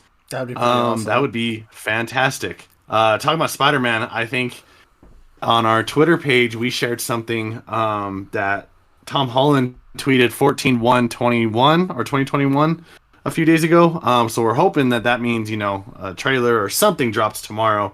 We'll be looking out for it. I will lose my mind if there is a Spider-Man trailer. Yeah. Right we know that. I know that they've been filming. I know there was a little bit in Atlanta, I believe, and then I know they went overseas for a bit. Didn't say where, but we do know that they've been filming. So that's at least a possibility that it could be a trailer. Could you honestly imagine a trailer drops tomorrow, and you see Raimi, Doc Ock, Alfred Molina. You see Tom Hardy, Eddie Brock. Like, you just see snippets. Like, it doesn't even have to be like a full 2-minute trailer. Like, it could be like a 30-second trailer with Tom Holland talking over saying something, and then it's just flashes of different villains or something. I'd lose. That'd be cool. I think. So I personally think, though, the only thing with Venom is you still don't have. I don't think they have the rights yet to Venom. I think it's still a Sony thing, so I think we're gonna have to play with that one. Well, but I mean, the biggest thing that I have about all that is the Morbius trailer. Like, it showed Tom Holland's MCU Spider-Man Alan in the background. It showed Alan. It showed Toombs. And Yep. it showed the Vulture, and I was like, okay, so if the Vulture exists in Morbius, and Morbius is supposed to exist in their Venom universe, it's all got to be connected somehow, right? Yes, but they always can play. They haven't released that Morbius is part of this one yet. Nobody knows that. I mean, Morbius, yes, is a part of the MCU, but nobody knows yet that Venom is a part of Morbius, which, I mean, that whole domino effect happened, so we're still waiting on the Venom. Man, maybe they're keeping it a secret. Maybe they are. Until they show, hey, Venom's here, and maybe that's how he fights Carnage, is with, the help of who knows. But that's going to be a very interesting. Hopefully, it's a trailer or the announcement of the title or something big to where people can start bringing down theories and seeing how Phase 3 is going. Is it Phase? No, not it's Phase 3. Is it Phase 4? It's Phase 4. Phase 4? Jesus Christ! I mean, how Phase 4 is going to be. Phase 4 is going to be crazy. You're going to have all the Marvel shows. You're going to have the Disney Plus stuff. You're going to have Black Widow coming out. And then you have Spider-Man at the end of the year, which they said that they're trying to stick to. It's going to be December. And then you're going to have, at the very end of it, you're going to have Doctor Strange in the Multiverse of Madness. And I feel like if... That's going to really... I feel like that's going to be the opening of a lot of different things. Well, I feel like WandaVision... Oh, yeah. I feel like WandaVision might start that transition into the multiverse. And then if you have a live action Spider-Verse where you have all these different villains from the Raimi films, and then if it's actually true and they have Maguire and Andrew Garfield and all that stuff, it could just make for one of the coolest moments in the MCU. Could you imagine? Wait, so could you imagine? Question. Hold on. Could you imagine watching this and all of a sudden the end credits or even middle, they're saying, they're getting beat, they don't have any help, and Miles Morales shows up? Could you imagine how crazy that would be? That would be nuts. Insane. I would. Sorry. So that's what I was gonna say. If they bring him Tobey Maguire and Garfield and stuff like that for this new Spider-Man, would it feel like it's? I mean, granted, it's just a question to throw it out there, but would it feel like somewhat of a ripoff of what was already made with the animated Spider-Man? Nope. See, I don't feel like it would be because they brought in different verses of the Spider-Man. So that's the reason why I ask it. But you got to think, though, that's not the multiverse. That's just a different. Yes, they brought in different things, but how Marvel can play it is way off of how they did the animated one. And before you know it, they probably could own that, so they could probably play with that. But True. How you have the multiverse in that one compared to how they're gonna recreate how they're gonna really do the multiverse in this one. I don't say that's a ripoff. You can't say that Marvel themselves. I think they already know that people are that they can say let's not try and rip off what they've already done with the Spider-Verse. Let's make it our own. And I think that's exactly what they're going to do is make it their own. Well, I mean, Yeah. the reason I don't see it as a ripoff is because, I mean, the multiverse exists in Marvel. I mean, I feel like it exists in all superhero comics. The multiverse is a thing. There's different Earths, there's different dimensions. There's always some kind of wonky explanation to how you get other superheroes back to life, and you get all this weird stuff. Of course. So, I mean, I wouldn't necessarily call it a ripoff because Spider-Verse did it, so now the MCU is going to go that route. I mean, I feel like the MCU has had a natural progression towards the multiverse, and Right. for them to just introduce alternate versions of Spider-Man and like get other Spider villains into the MCU, I feel like that's just a comic payoff, man. I feel like, that's just like, okay, so we've naturally progressed to the multiverse. What do people want to see now? Well, people love Spider-Man, and I mean, there are thousands of versions of Spider-Man you can pull from. I mean, you don't even necessarily need to pull Miles out. You could pull Ben Reilly out. You could do the Clone Saga, which, God forbid they do the Clone Saga. Jesus Christ, that shit was terrible. But I mean, right. And I get it. You could go multiple routes. I mean, Yeah. It was just a question I thought out there. So talking about multiverse, there's also another franchise now that's starting to say that they may have a different timeline / universe. There have been reports coming out from multiple sources that I've been reading that Star Wars is considering the last 3 movies to be a different universe and or timeline.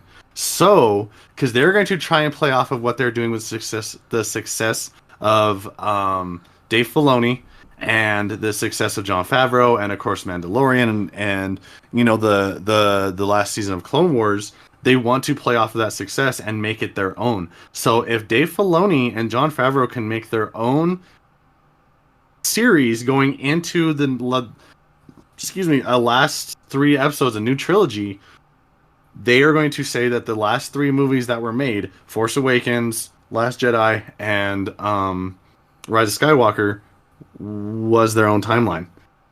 That would be weird, and I feel like that would be kind of a cop-out and an excuse for... I don't want to say how lackluster the last 3 Star Wars movies were, but I also wouldn't be against it. Like, I feel like if they can make their shows and they can, set up a new sequel trilogy, that would be cool to see.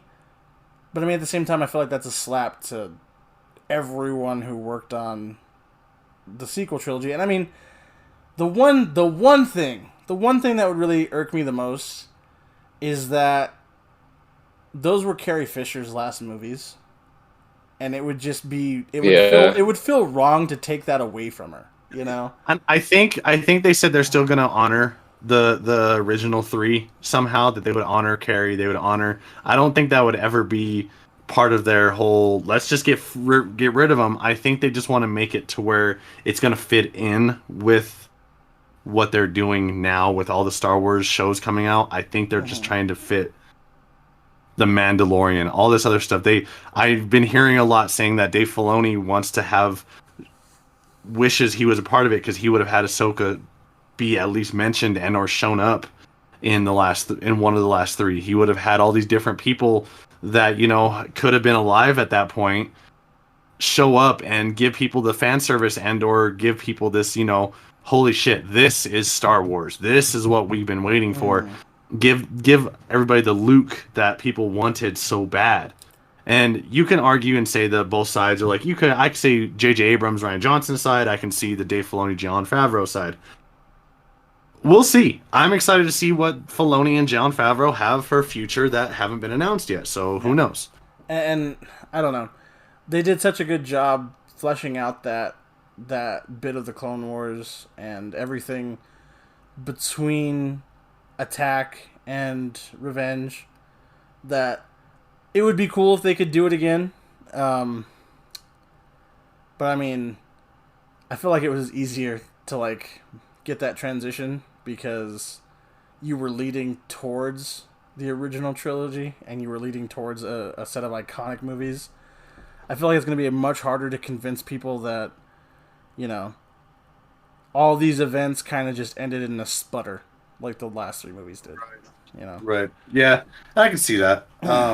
Keeping on the Star Wars track, there was an announcement today as well that they're making Bethesda. Was it Bethesda or Ubisoft? Ubisoft is making an open world Star Wars game. Yeah. Yeah, we'll see how that goes. If it's like a bounty hunter game, we'll see if it's you can play as a Jedi or whatever. We'll see. I'm really excited. I kind of hope, I think Star Wars, now that EA doesn't have the rights anymore to it, I can say this is going to be the future for Star Wars is bright. Well, see, it's not necessarily that EA doesn't have the rights; it's they don't have the exclusivity deal.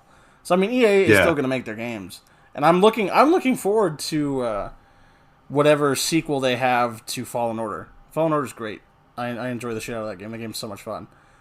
But I mean, to go even further back, I mean, to the beginning of the week when they announced that Lucasfilm Games was a thing. I know why you brought up Bethesda. It's because they announced that Indiana Jones game yesterday. There we go. That's what it was. Like, I am just... If they can make a believable Indiana Jones video game, I'll forgive Bethesda for Fallout 76. Because, Jesus Christ, that game is fucking terrible. But if they can make, like, a fun, enjoyable Indiana Jones game, all is forgiven. Because, I mean, I feel like that's one of the Lucasfilm properties that we just have never really got to experience outside of, like, the Lego games, is something Indiana Jones themed. And outside of Han Solo, I feel like that's, I feel like that is just one of Harrison Ford's greatest roles is Indiana Jones. I love all the movies except for Crystal Skull, because reasons. Crystal Skull's bad. But tell us how you really feel. You can never go wrong with Raiders and Temple, and Last Crusade had fucking Sean Connery in it, so you can't go wrong with Last Crusade. So. Yep. So. just the subtle drop it. Yup. I'm tired. I'm hungry. I think we're gonna end it there, folks. We appreciate you listening. If you listened all this way through, my God, you are an absolute boss. We appreciate you so much. I do want to get 2 more small things in here, just because. Just because. Just because. So, before you do the outro, the Mass Effect Legendary Edition is rumored to release on March 12th. And it was announced earlier today that the Hogwarts Legacy Harry Potter game got delayed till next year. Just wanted to point those out first. Great. Good job, Steven. Yeah, thank you. I appreciate you. I can't speak on the Mass Effect games. I've never really been too into them. Oh, well, if we have another hour... No, I'm not going to do that to you guys. Go fuck yourself. Go suck one. I'll say Mass Effect is fantastic, but we want your mom. That. She listens. All right, everybody. We really appreciate you again. My name is Tyler. Co-host is. It's me, Steven. And then we thank our guest, big old Joey Diver, joining us. Thank you guys for having me. I appreciate it. Yeah, you were very nice and very nice to have. Very nice to hold. Oh, very nice. Yeah. Hopefully our future guests are as fun and as engaging as you were, man. And we don't have them here for fucking 2 hours. Jesus Christ. It's expected. Well, Steve's going to be editing this for fun. It's expected. You guys let me know. I'm down for anytime. Yeah, we'll have you more. You can find me at TylerHulk12 on Twitter or at TyHulk12 on Instagram. And you can find me, Holly Jolly Gamer, on everything. Instagram, Facebook, Twitter. Pornhub. I don't have a Pornhub, but maybe I should. You never know. He has pepperoni nipples. That's why he's on Pornhub. That is incredible. That is incredibly not true, but okay. They take his. That is They take his pictures of his nipples and throw them on the pizza you're ordering from Domino's or Pizza Hut. So have fun with that. wow. The shots at the end. Okay, all right, Dick. I was coming for you, Steven. Also, be sure to follow us on Twitter, the podcast itself, at the Mostest Okayest Podcast. We might set up an Instagram and a Facebook this week. Don't really know. Don't really care. If it happens, it happens. Follow us on YouTube. The channel name is the Mostest Okayest Podcast. We don't have a vanity URL yet, so it's just a bunch of fucking random numbers and letters, and I'm not going to take the time to look them up right now. So, I guess back to Tyler for the outro. You're goddamn right. And Diver, where can we find you if we ever need to, look you up one day? So I don't really have Twitter, unfortunately. I deleted that a couple years ago and just haven't really picked it back up. But I'm on Instagram. I believe it's under Sir Joey Diver or Sir Joseph Diver. And then on Facebook, it's just Joey Diver. We really appreciate you guys once again. Remember, if you have any questions, please send it to us. Our DMs are open. We love you. We respect you. Everybody have a good day. Stay safe.